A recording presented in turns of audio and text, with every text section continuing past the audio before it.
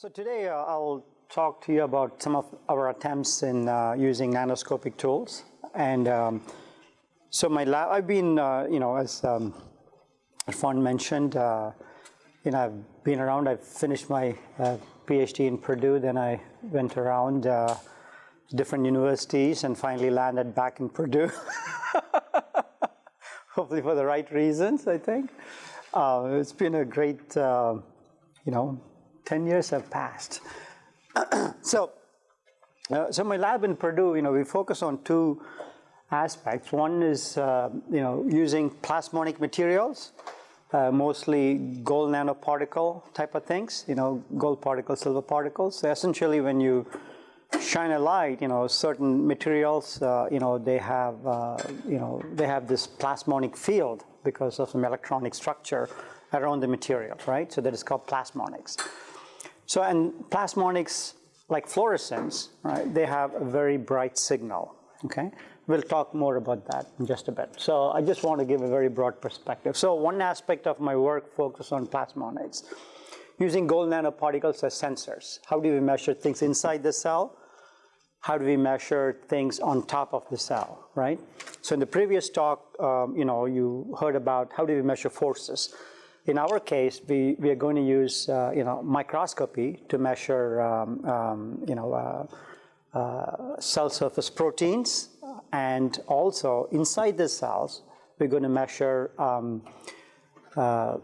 transcripts, mRNAs, messenger RNAs in live cells. And also, if you go inside the nucleus, we are also measuring epigenetic modifications. Epigenetic modifications are modifications due to some chemical alterations, right? But the sequence of the genome does not change, right? Because there are some chemical modifications, and that has been implicated in a lot of diseases right now. So I'm going to talk about it at the end. So using plasmonic materials, how can we do that? So we've done some work on using plasmonic materials to look at cell surface markers. It was the very first paper we published in Nano Letters. At that time, my thought was, we can, instead of using flow cytometry, what if we build a device that can really, using single cells, we can count the number of surface markers, right? So that was the thought. And as time evolved, then obviously my thought also evolved, and then we thought, okay, why don't we try to do this inside the cell? And there was this paper, I'm going to talk to you about it today. How do we measure splice variants in live cells? So that's the probably majority of the talk. Along the way, we've also done a lot of multi-materials using gold nanorods and magnetic particles to target cells and to ablate cells. We also used gold nanorods to look at the mechanism of action of nanomaterials in cells. And this is a very interesting topic these days because it is, nowadays because of a lot of nanomaterial infusion in the environment, the question always is, how do these materials interact with, with the human body, okay? And we also do some modeling in terms of, material interaction. How do materials of different shapes interact, and how do materials of different types interact? And how can we utilize this material to build structures of interesting properties? So there was one of the papers we published on, in PNAS recently. Because when you put materials together, they have very interesting material properties. And this can be harnessed for various different reasons, as materials as probes, and also materials as energy-generating devices. Okay, there are various uses. So this is part of my research. And the struggle is, as mentioned about, we're always struggling to get funding to maintain all these things. So certain programs move on and certain programs need to get dropped, right? So the other half of my lab focuses on, how do we use fluorescence, again, for sensing purposes. And there are distinct advantages of using plasmonic probes versus fluorescent probes. And then here our interest is in looking at dynamics of fluorescent molecules in cells, in this case inside the nucleus. Can we do stoichiometry in living cells? In other words, if two proteins are interacting, A classic case is EGFR, right? Epidermal growth receptor proteins, factors.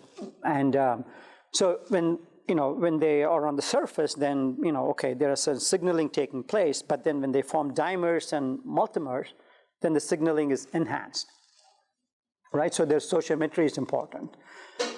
So we want to do this inside the cells, live cells. So a lot of implications, but I don't want to go into the details because everything, it's a biology in itself, and I'm probably not fully qualified to talk all of the biology, but maybe I can talk about a little bit. Anyway, some published in nucleic acid research and stuff. So one of the things I want to point out here, what is the uniqueness in this paper is probably one of the first article looking at the interaction of epigenetic proteins, because epigenome has been around, and I think it's an upcoming field. And it's a very, very important field because genome itself cannot answer a lot of the questions. So now they want to move on to the epigenome because they think epigenome, in fact, controls a lot of the cell functions. Okay?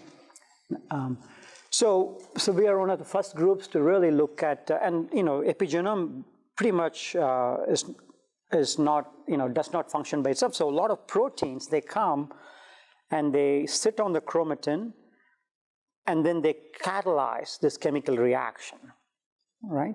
So that epigenetic modification occurs. Epigenetic modification, and very simple example is methylation, okay? Methylation is a very classic example of an epigenetic modification. And methylation happens at the cytosine residue, right, of the DNA. So cytosine C becomes methyl cytosine. Right? That is a methylation-related epigenetic modification. And what happens here is that if a gene gets methylated quite a bit, then the gene gets silenced. Okay? And so to bring the gene back, then you have to reverse the methylation.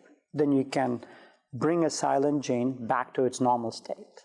Okay? So in other words, you can tune the state of the gene by methylating or demethylating. Again, it's not as simple as the way I'm trying to tell you, okay? It's much more complex, but this is a very simple concept you can grasp, okay? And how many of you are undergrads here? One. And grad students? Okay, and the remaining are faculty, I would think. How many faculty? Okay. So that's what we do. So quite a lot of research that's ongoing nowadays are looking at some of the epigenetic modification inside the cell. Okay, you can look at this paper in a Journal of Cell Science, where we've used microscopy, different types of microscopy to look at different epigenetic modifications. Okay, so that will give you a perspective on how can we apply high-end microscopy to look at the stoichiometry of epigenetic modification and the interaction of different modifications, okay? So this will give you a nice perspective on it. So I would suggest, if you're a grad student, then I would suggest if you to take a look at this paper. You can Google my last name and this paper, it'll come up, okay? And this paper, if you want to look at the dynamics of epigenetic modifications, this is Nucleic Acids Research, 2014, with my last name on it, okay? So having said this, I spent 10 minutes on it. So now let's first look at some examples, right? Using plasmonic materials for live cell studies. So today I'm just going to confine my talk to using plasmonic materials because this is a nanotech center, right? And you're all interested how can we use nanomaterials for live cell probing. So I'm just going to confine my talk on plasmonic material, okay? So gold nanoparticles, like so, this is a single particle. And if you take a vial of this, if you buy it from, Sigma or Ted Pella or somebody, right? If you put the particle in a vial and put it in a UV visible spectrometer, right, it'll give you a peak at around 520 or 530 nanometers. See, simple UV vis. So then, if you take the same particle, right, right? And then let's say if you somehow find a way to combine two different particles together, right? And this will have a shape of a rod, okay? The rods, because of its mere structure, it has a longitudinal axis and a transverse axis, right? It's a nano rod. Probably some of you are working on it, right? So if you have structures like this, then what happens is that this peak tends to be different. This is the plasmonic peak of spherical particles. If you have rods, right, shape of a cylinder, then this peak shifts, okay? And it shifts towards the red, okay?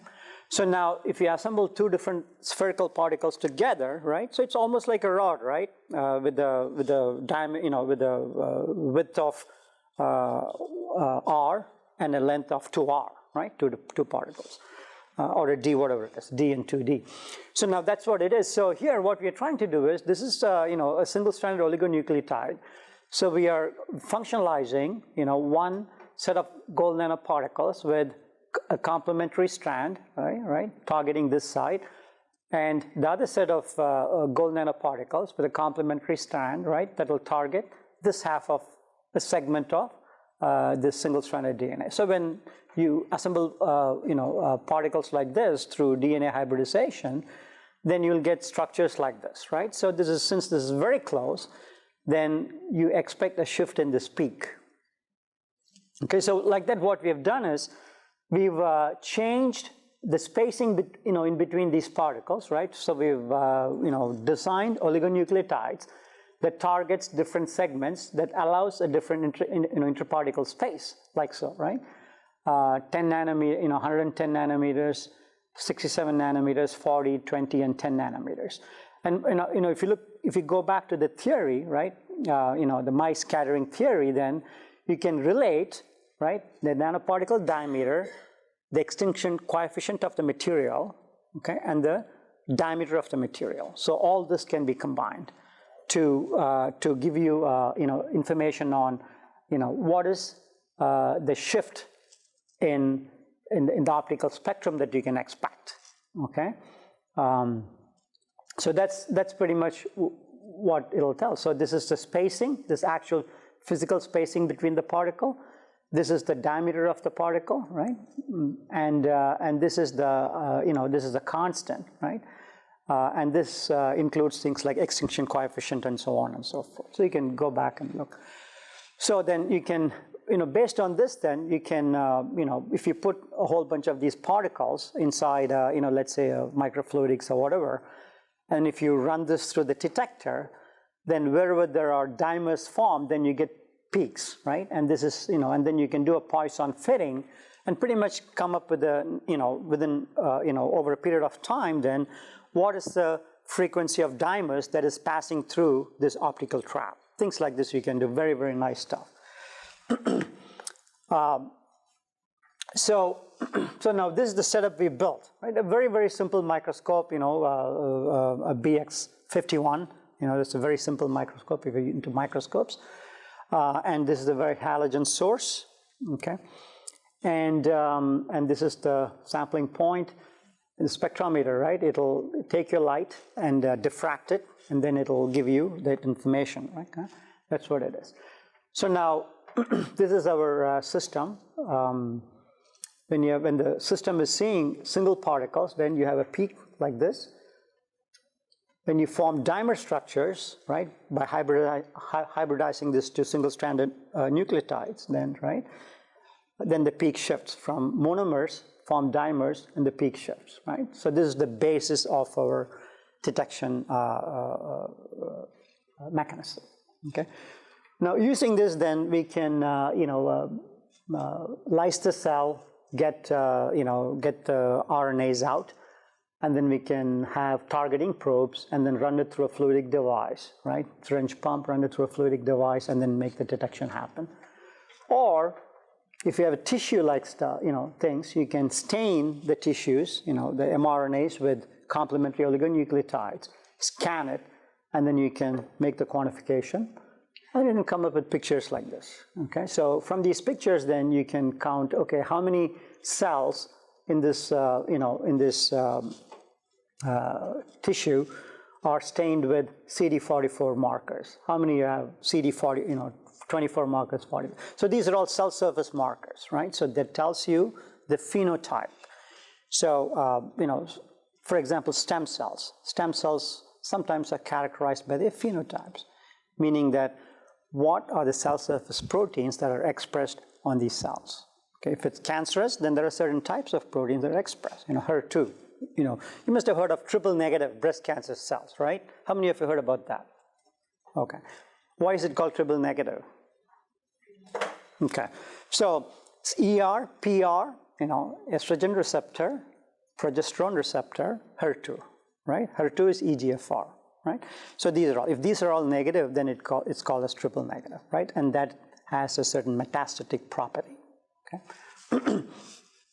So that's pretty much what it is. So this is the basic concept. And how can we use this to, to probe biology in cells, right? So this is an example of an mRNA, strand, right? In this case, we are specifically using BRCA1, breast cancer receptor, breast cancer gene 1, right? And so RNA, when it's transcribed, right, it consists of many, many segments, right? These are little chunks, right? Exons, introns, okay? And in this case, BRCA1 has about 21 exons, okay? 1, 2, 3, 4, literally, 24. 1, 2, all the way up to 24. And this is a complicated gene. I don't know why we got into this.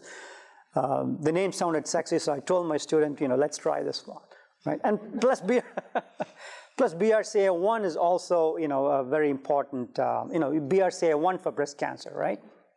And as an engineer, okay, BRCA1, it makes sense. Okay, so this was, Sunland was my first student who started this in 2008 or something like that, right? And then she did a very, very good job of detecting these splice variants in lice cells. And then I said, well, if we can do this in lice cells, then why don't we do this in a single cell? So that's how the project evolved. And so Sunland, by the way, after finishing her PhD, she went to Berkeley for a postdoc. And then she went to a company, it's very interesting. She went to a company doing energy research. And then now she's moved to a startup company in California, right? So she doesn't want to move back. And Kuan, who pretty much did all this in live cells, all these pictures belong to part of his thesis, then he went to Intel. And, well, he went to Berkeley again, right? I don't know why they all go to Berkeley. And then he worked for a little bit, for a year or two, and then he went to Intel. And interestingly, the device I showed you earlier, right, plasmonic scanning station, we built it for $50,000 or something, of course, with a lot of Kuan's knowledge, right? Days and nights of his work. But then he did this, and then when he went to Intel, Intel gave him, they had a machine for like $2 or $3 million, a plasmon scanning station. Basically, he's using that system with very, very similar setup, but high end, to scan for defects in wafers. It's amazing that how he's done whatever he's done here, and then he's saying, no, his concept is the same thing, but he's doing, he's scanning semiconductor materials for Intel. So, wow, this is amazing. So there is relevance, right? So things can go back and forth. So coming back, so these are exons, right? So 1, 2, and so on. So what happens is that this concept is called as splice variant, splicing of mRNA, splicing. Splicing means that certain parts of the exon, right, is spliced out, right? So you have DNA, gets transcribed to RNA, right? And the RNAs, an actual RNA will have exons 1 to 24. So in some cases, so in this case, here you see from 8 to 11, 9 and 10 exons are spliced out, okay? Then what happens is this RNA will code for one set of proteins. If you look at the second one, right? Now here, you have, from 8, it's going to 11, right? So here, it's called as 9, 10, 11Q. In this case, is 9 and 10, meaning exons 9 and 10 are spliced out. In this case, it's 8, 10, 11q, meaning that exons 9, 10, and part of 11 are spliced out, right? So this will code for a different protein. And in this case, 11q, meaning that only part of 11 is spliced out, meaning that it's taken out. And this will code for a different protein. In other words, the same RNA, depending upon the nature of splicing, will code for different proteins. That is the take-home message. Okay? So it is very complicated. And again, this BRCA1 is such a complex gene.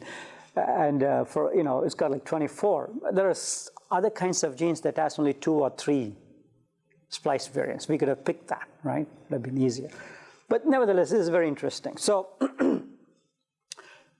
and so what we want to do is, so we wanted to detect, the amount of 9-10 splicing.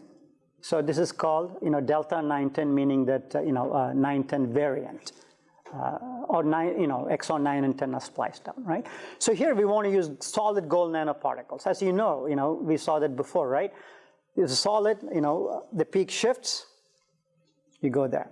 So now if you want to detect multiple splicing events, then we want to use multiple, particles of different material properties, right? So here we used hollow particles, right? So if you have hollow particles form dimers, then the peak shifts by a different amount.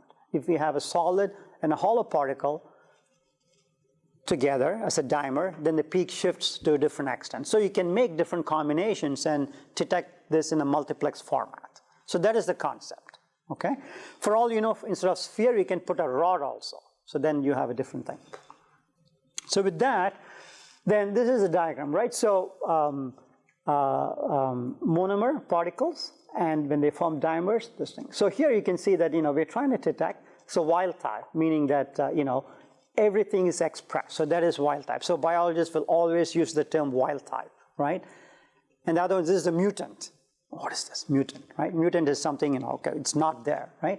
And wild type is something, everything is there, right? So you want to make sure you understand these terms before you go and talk to a biologist. Very important, okay? And because I always struggle with that. I go there, mutant, what is this? Then I go and do my Google. Okay, fine, I'm good now. So now we are trying to do this, right? So this is delta 11q, delta 9, 10, 11q, right? So you got the concept, right? So basically trying different particles, right? Or sometimes what you can do is, you can have the same type of particles, but then you can, change the spacing in between the particles, right? Then you get different shift because of the plasmon coupling, right? Okay, when the particles are together, the coupling is very strong. So this acts like a rod, right? And the peak shift is very pronounced. When the spacing is 5 nanometers or 10 nanometers, then the coupling is not as pronounced, right? Then the shift is not as much. I want to go back to the slide. We had different spacing, and then the shift was kind of different, right? Yes? Question that you picked up exon 9 and 10. So can we pick up any exon? It depends upon us. We can take any exon sequence. Yes, you can. Yeah, you can. It should be like whole gene of that particular, like you said, BRCA1. So I can pick any sequence of any exon. Yes, you can. Yeah, you can pick up, but caveat is that you want to make sure that, they are there. Yeah, they are there in the junction, So you want to make sure that when you design your probe, you want to make sure these exons exist, right? Also, yeah. For PCR, like RT-PCR, we should have a designable primer like that. Yes. In the middle of 2 exons. Yes, yeah. You should have the right primers, yeah. Yeah. And if you're trying to publish a paper, they will ask you for that. Yeah. Yeah. Some of this RNA has like secondary structure, like glue. How do you come up with it? Very good question. I'll come to that. Yeah. Yeah. I'll come to that in just a bit. Yeah. Can you go backwards by measuring a shift to tell what's been deleted? without any probe. Suppose you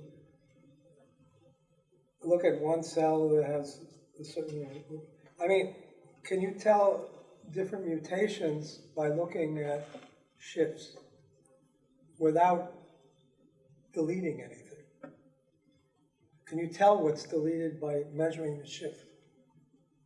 Well, that is the inverse problem. Yeah, the inverse. Yeah, that's more difficult. But yeah, that's a fishing expedition, I would think. Is that It's something people care about? Or it's, It is, I mean, I wouldn't use this technique because, you know, this itself, I mean, this has its own niche because here, you know, being able to quantify these splice variants at a single cell level in itself is a task. And then, you know, trying to find something, whether this is but we can, you know, let's say if we suspect, for this biology, if we suspect that we're expecting these exons to be spliced out, then we can check for that. yeah, then you Yes, get the idea. exactly. Yeah. That's right. So it's almost like screening, right? So let's say we want to screen for 10 of these, right? And then we can do the screening. That's right, yeah. In that sense, we can do, yeah. But then if there are hundreds and thousands, it becomes monotonous. Yeah. I think it may not be difficult. It may not be the most efficient method, I would think. So also what happens is that, okay, so what happens is that, okay, now when you do this, as you know, as it was pointed out that, you know, it's a complicated process because all these mRNAs, they have secondary structures and some have tertiary structures too.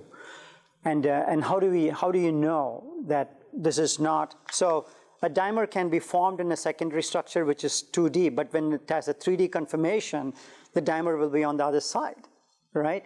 And this, in fact, was a question that was asked by the by the reviewers from this Nature Nanotech, right? And we had to do some simulation to show them that you know, the junctions we chose did not have a significant secondary second-order secondary structures, right? So that the distance was still valid.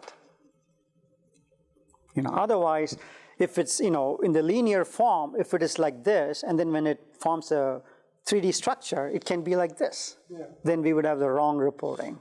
So make sure to, yeah, very good, very good point. So we did simulation, and that's the best we can show. And then they came back and said, show this experimentally.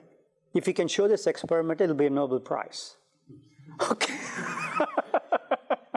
It's not been resolved. That's exactly what we wrote, actually.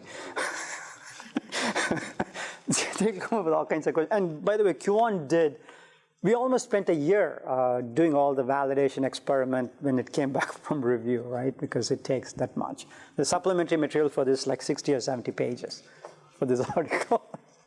They made us do a ridiculous number of, you know, validation experiments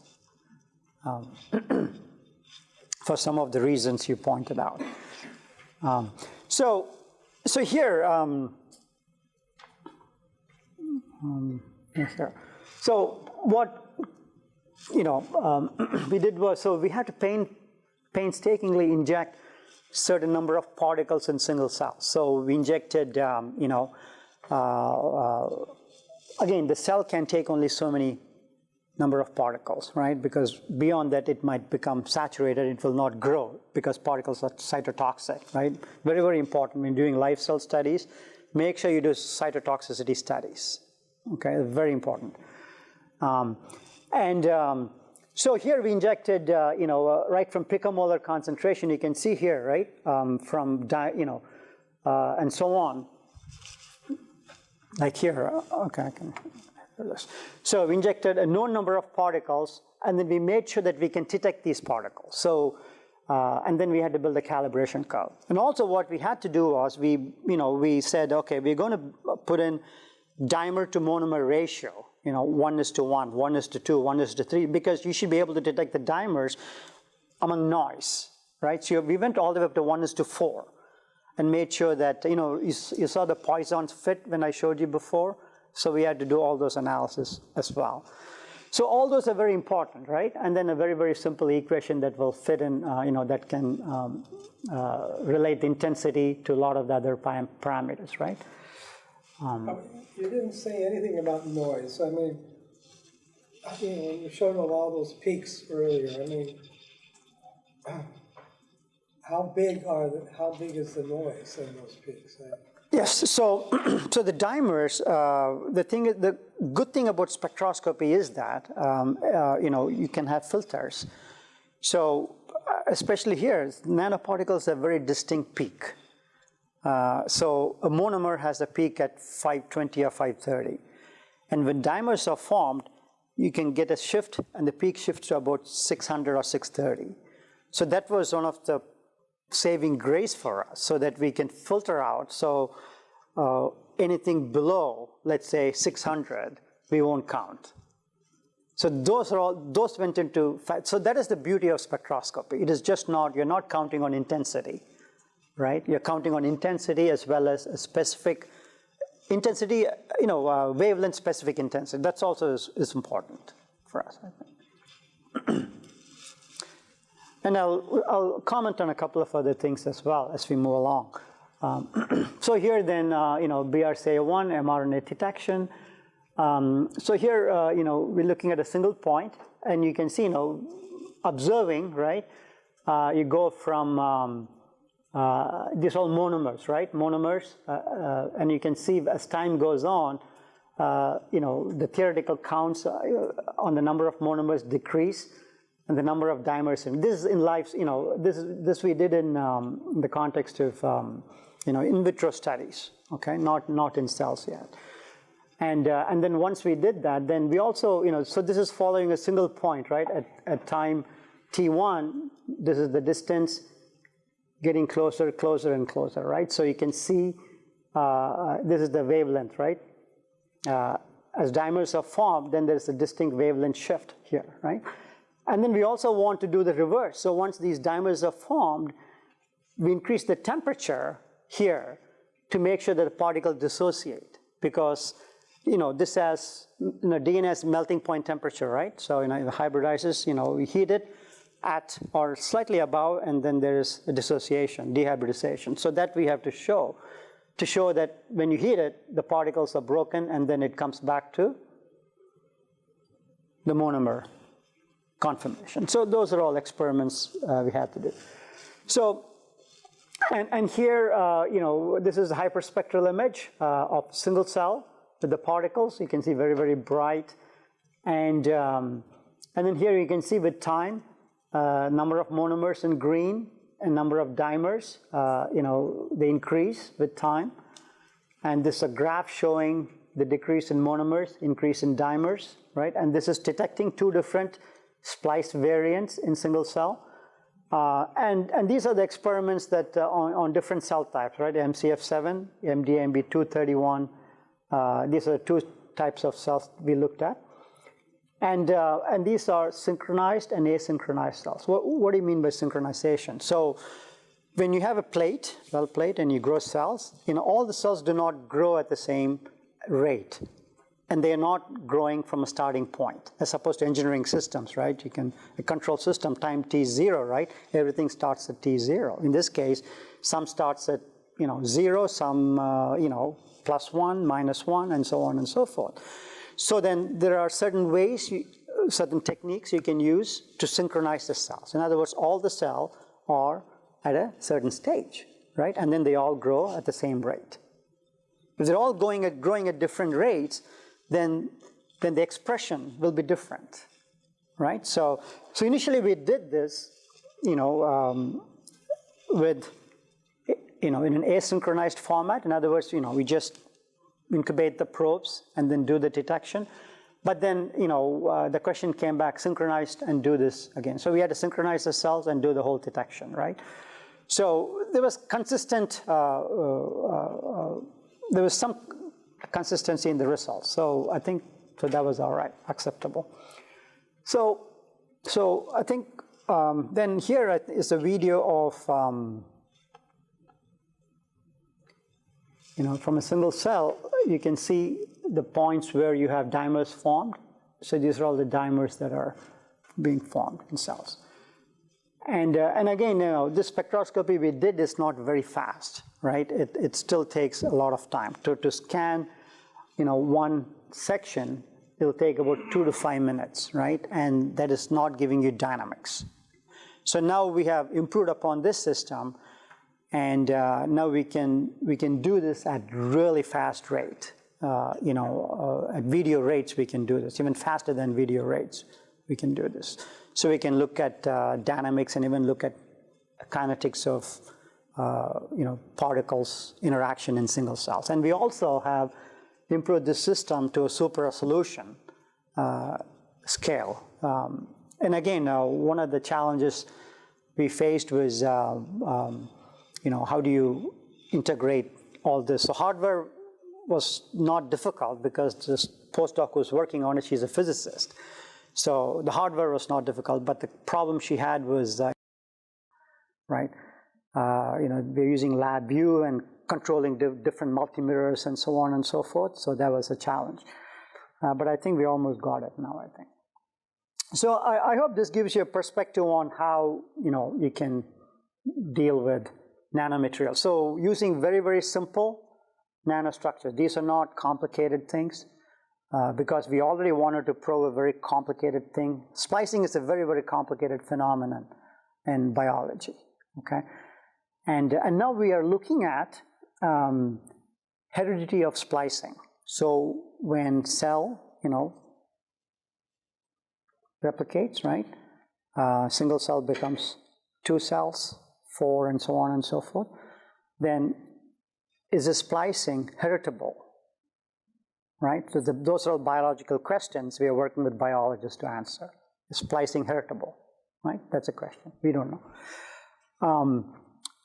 So that's the experiment that's part of an NSF-funded grant we are trying to address.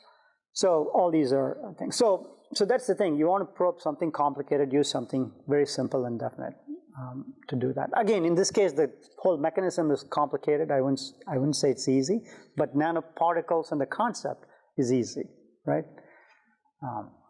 So since then, we have also expanded this to second harmonic, using nonlinear optics. So the previous one was linear optics. We've expanded this to nonlinear optics using second harmonic generation. I'm not going to go into the details of this because they are not relevant, right? We can just stick to one. But what you can do is, you're using, again, nanoparticles then, nanoparticles and PSF fitting, point spread function fitting, PSF fitting. You can resolve, macro into really small spaces. So here you can see that, a single particle here, and we can resolve this into smaller size particles, right? So this is the peak. And if you do the super resolution point spread function fitting, then you can resolve this into 2 different peaks. In other words, there are 2 different particles here, right? So we can, again, use this. Why are we doing this? So we can use this, again, to really image, single particles. And this is, dimer. So this is not SEM or TEM. This is using the second harmonic generation, things. And now we are using absorption microscopy, again, a slight variation of this, to look at really fast rate, almost femtosecond speed, can you image nanoparticles, right? So then you're talking about dynamics, and we're also trying to move into looking at how structures form in materials using absorption microscopy, which cannot be done by standard, FESCM, or because you need special sample preparation and all that. So a lot of things. So here, I think the message I want to pass is that we started with biology doing some things, and then how we shifted. So it all depends upon who's in the project, right? So this project was done by the second harmonic generation, done by Jing Liu. He just finished, and then he's moving. He just finished his PhD, then he's taken a faculty position in South Dakota, I think. He's got a couple of offers, so he's trying to decide where to go. so he's the one who, he was a physicist, and then he came and he started all this, and then he moved, then he took his concept and built an absorption microscopy, and now we are collaborating with a different lab who's got a very fast detector to do material structure, dynamics. Okay, so that's how science evolves. So you just have to be open to a lot of things. Yeah. I just wonder if that should be the whole time resolution measurement for those diagrams. Since you are doing the second harmonic, you guys develop. Right. So a good point. So second harmonic you can do fast, ultra fast, right? But so there you can use this to monitor kinetics of reactions and all that. So in this case, our focus was not using second harmonic because it's already done. It's already been done. So we didn't go in that route. So we took this and thought that if you use nanoparticles, so these are all, again, nanoparticles, right? But these are not gold nanoparticles. These are, I don't know which way I'm going. Yeah, so these are all barium titanate particles because they have, their lattice structure is slightly different because of the orientation of oxygen molecules. And that gives rise to the second harmonic generation property, okay? So again, I want to stick to the concept of using nanoparticles, right? So a different kind of particle and a different kind of technique, right? Because this does not have the plasmon property, right? So we use the same technique, but a different system. So what you can do the same thing using different approaches, okay? And the purpose for us to build the second harmonic was because it is fast, because the previous one was not fast, because this was fast. And we did all of our experiments in fixed cells, okay? So we started, so these are all fixed cells, right? And so you have HeLa and so on. So now what we've done is, this paper is not published yet, but this should be accepted in JBO. So we've taken a tissue, breast cancer tissue, we've stained the tissue with barium titanate particles, and we've quantified mRNA at the single cell level in a tissue. So that's interesting progression from doing single cell to tissue. So our goal is, again, second harmonic generation, as some of you know, it's a nonlinear process. It requires 2-photon lasers and so on. So myself, I don't see a 2-photon laser sitting in a clinic or people learning how to use it, the doctors. But maybe it'll come, in 10 years it'll be there, I think. So I still want to go back to the very, very simple system I showed you before, right? Very simple microscope and so on. So in that system, we've increased the speed to almost the speed of, second harmonic, So we can do, using a very, very simple microscope, we've changed some of the mirrors, multi-mirrors and such, and so we can scan at almost video rate. We can take image at video rates using that very simple microscope. So we've advanced quite a bit in our learning, okay? And again, this is detecting mRNA. I just want to show you this, that's pretty much. And we've, moved up one step, so, we can detect things in the cytoplasm. Now we want to detect this in the nucleus. These are epigenetic modifications, right? Again, using very simple gold nanoparticles, right? In this case, we are sticking antibodies to it. And this is the calibration, in vitro calibration. So we want to test this on a cover slip, right, using antigen antibodies to make sure that we can locate these, and if things are not bound, they can be washed away, right? So we can, stick antigens, and then we can decorate the gold nanoparticles with targeting antibodies. They can bind. When things are not bound, it can be washed away, right? And then we can do that. So this is the in vitro test. This is the in-cell test, testing of the algorithms and all that. And this is the actual detection. This is inside the nucleus, okay?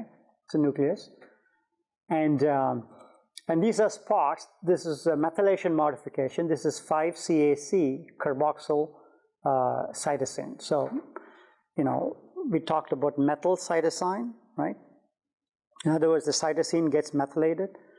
The cytosine also gets carboxymethylated. So that is called, CAC.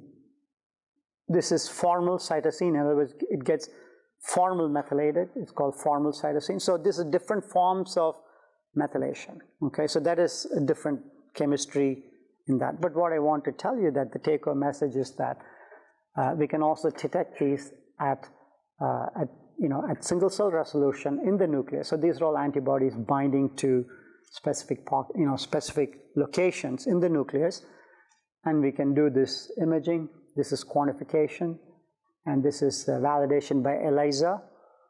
And this paper, I think, should be accepted in ACS Nano, and so on and so forth, right? So I think maybe I should stop now. You have 2 minutes if you want. Yeah. I can go on. I have a few more extra slides on a different topic. Yeah. Yes, question. Yeah, why is the nucleus different size? Well, maybe the scale is It's different scale. Yeah. It's in a different part of the cell cycle. Is there any significance to size? This is a very, very good point. We didn't think of I think the scale here is different from the scale on the top. So it's the same cell, and the same cell. I don't know if it's the same cell. It could be a different cell, but the same type of cell. Yeah, HeLa cell, right? And so for each one of these, we did about 30 cells. So this might as well be a picture from a different cell. Okay. It's an average of 30 replications. Okay. And now, I'll mention this to my student. Yeah. Now a lot of, the biology is moving towards single cell, right? And there's a lot of, I think as engineers, we should work. One of the things that I didn't learn is because, I was more focused on engineering and developing technologies, right? Just like, what Richard mentioned before. So I think the wiser thing for me to do could have been to understand the current biological techniques, right? And then see if we can work with specific pockets of biologists to improve a specific segment of the technique. The reason why I'm saying is because now there is single cell genome sequencing, right? So, there is a machine, Fluidigm is a machine, right, as a company. So you put, cells, there's robotic arms, they pick up colonies, plated in different vials, and then, once the cell is, in nice stages, then they can pick a single cell and put it in, in the dish that you want, in the well plate that you want. So 96 well plate or something like that. So they can take single cells and put one cell in each plate. And then what it does is, then once this is done, this goes inside, then, then the cells are lysed, then amplification takes place at each cell level, and then once the cDNA is amplified, you can take the cDNAs from a single cell, and you can send it for sequencing, okay? So things can be done. So I think, if you understand some of the basic biological techniques, we can really make a lot of significant impact, much more, I would think.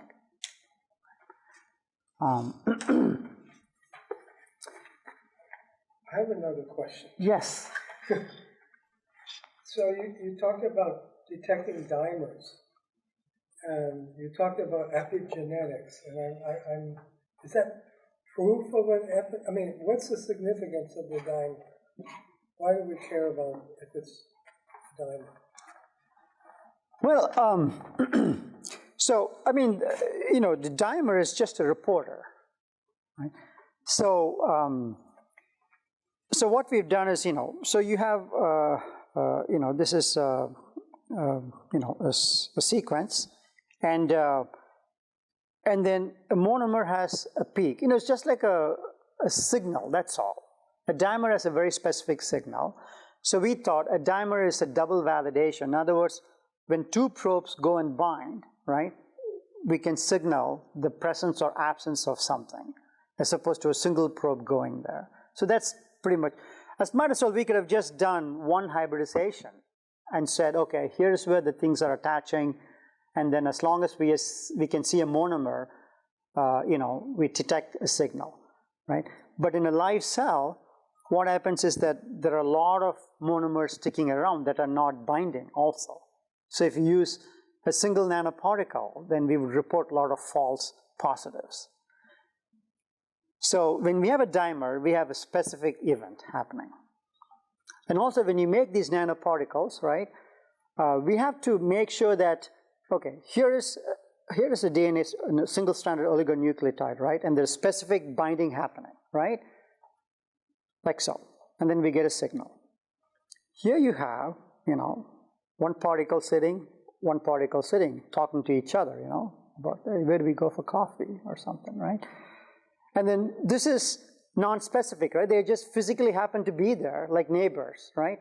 How do we separate this with this? That is important, right? So what we have to do when you design these nanoparticle structures, you want to make sure that there is enough electrostatic forces that are keeping these two particles away, right? So we have to make sure that we have to pegylate these particles in the right way so that there is enough electrostatic repulsion, so that this is at least a certain x distance away from each other, so that we don't see the very specific interaction. So only when there is hybridization, the hybridization forces are much greater than the electrostatic repulsive forces or attractive forces. So those are the things that you need to keep in mind as well. So the design is not very easy.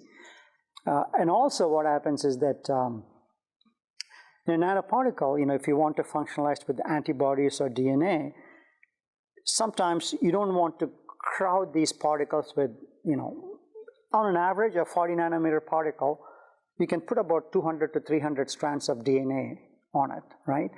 So you want to make sure that you don't want that many, because then, you know, a lot of crowding that is happening and a lot of aggregation happening. So you want to have enough, non-specific proteins and ligands attached, okay? Like PEG is a very standard molecule that you can attach when you make these nanoparticle probes, okay?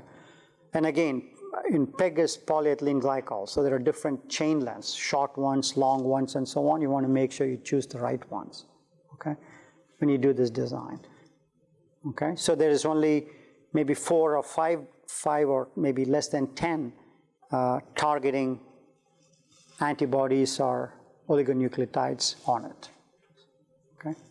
Question? So what you're saying is that there's no cross-reactivity to whole nanoparticles of like different mRNA strands, correct? This is expectation, yeah. That's expectation. There's, we couldn't prove it, so we would expect there is no cross-reactivity. So can you use this technique to like determine the spatial, I guess, like where can you use this to see where exactly in a cell certain proteins are being formed? If you know, yeah. So if you know the types of if you know the types of protein, and I think we can. Yeah, we'll be happy to talk to you guys if you have a specific. That's what my lab kind of does. Oh, we're kind of trying to do it. Okay, yeah, great. So now, where are we going with this? So, so now we want to do this in live zebrafish, right? So can we, do the same type of detection of in zebrafish, we don't have to do splicing. It'll be very complicated. We want to detect mRNA or specific RNAs. And if we can do that, that'll be astounding, I think. And so that's where we are going with this. Okay. Have you developed like complementary DNA out of it?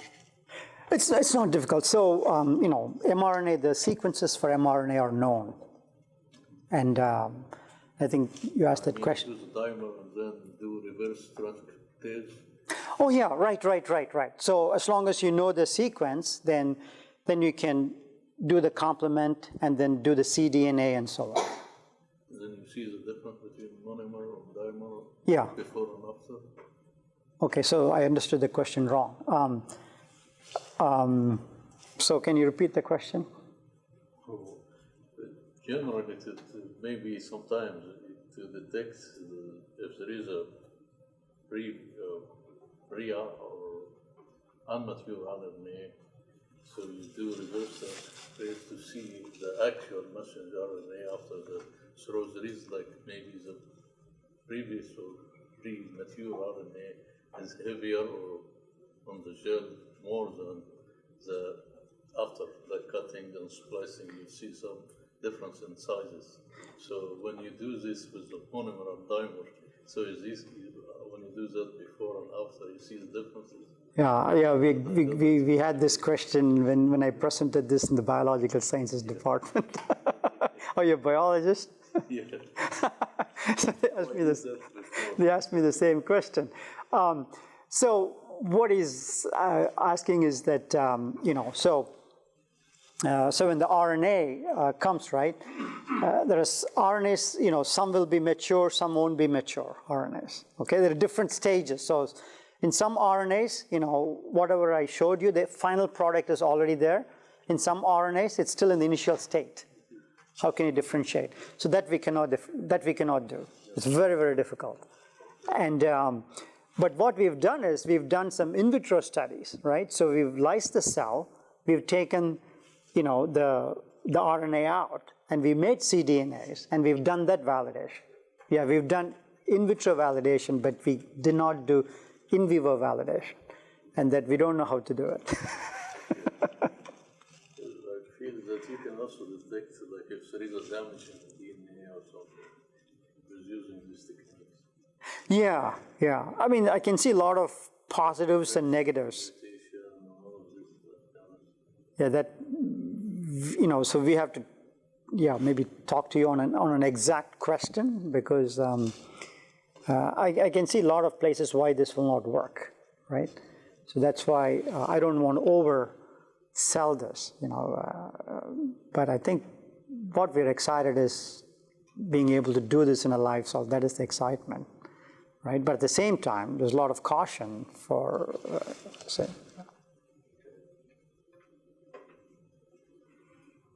So any other questions, comments for Joseph? Yes. That your study is dealing with a single cell effect of the nanoparticles.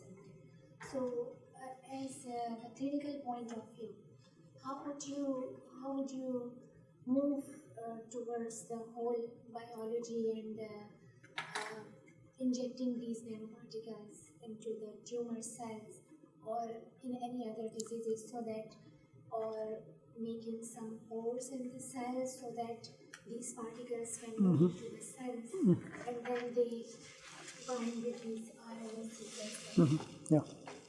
Yeah, again, a very, very good practical question.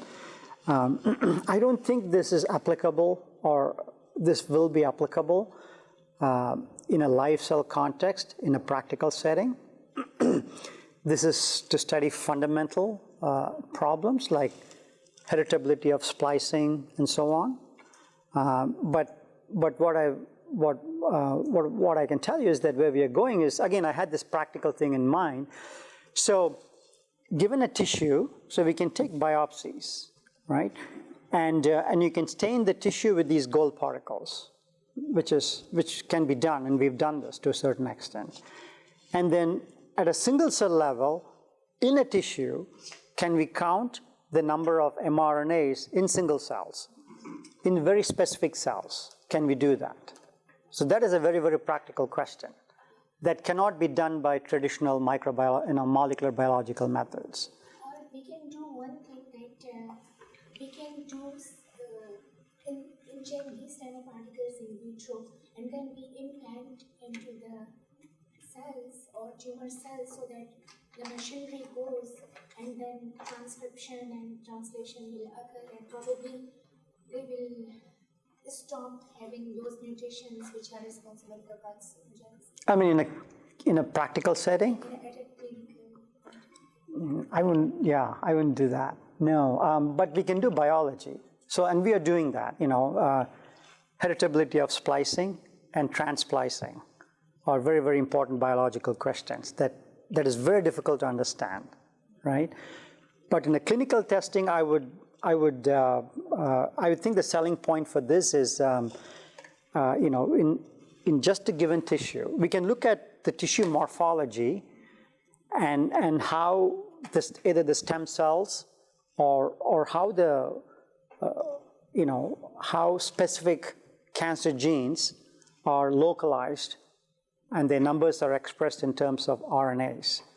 So that information will be very useful, I think. So for that, this is a very relevant technology because we can, with this fast speed, we can do this in like a couple of hours, right? This is very nice study.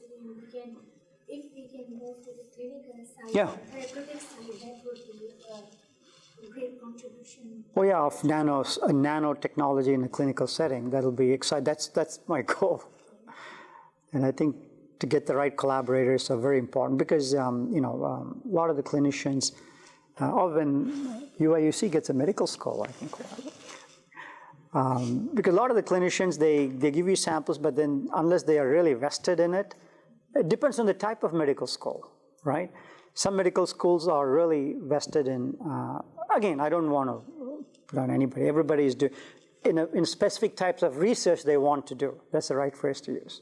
So if they really are interested, then I think we can push this. We can make it happen. Before that, we have to go for experimental trial, like based on animal studies. Yeah, we've done this with real patient breast cancer tissues now. Yeah, we've done to a certain extent. But we've done like 30 tissues. Biopsies. But I want to do like 100 or 200. That's a challenge, right? Yeah. It's not about actually quantifying like the number of mRNA or like translations by the number of dots. Is there any consideration that can be made for the 3D distribution of the particles and like how far this can resolve in that direction? Yes, that's a very, very good question too. So in this case, yeah, we can do 3D as well. Yeah. So their focusing and the depth will be very important, I think. So we may have to use some algorithms for in terms of classifying based on intensity and so on and so forth. So right now it's a 2D section. So when you take a tissue biopsy, right? So you can. So that's how it's done in an actual setting. So you can have a biopsy. The thickness of these tissues are about 4 microns. And you can make it, 10, 20, or even 100 microns, I think. So the sections we are using are 4 microns, right? And according to the physician collaborating, even fluorescence is done on a 2D. They don't do 3D, right? So you look at the things that are exposed, right? So I think in a biopsy context, I think we are still okay. But if you want to do it a single cell, 3-dimension, then I think your question is relevant, yeah. So in this case, we've done, like 2 or 3 different sections because this, we didn't have, we didn't fit this with very complex optics. We still wanted to keep it very simple. In fact, I want to get a, stage that can move in the Z direction, but there's $25,000 or something. So I'm just waiting for some funding. So yeah, so this is done in a, in a 2D context. We've done, 1, 2, and 3 slices, and we've kind of averaged it. Yeah. Okay, so thank you very much, Dr. Joseph Irudayaraj, for your time and in appreciation of your visit. Thanks. Here's a flag for your office. Oh, this is nice.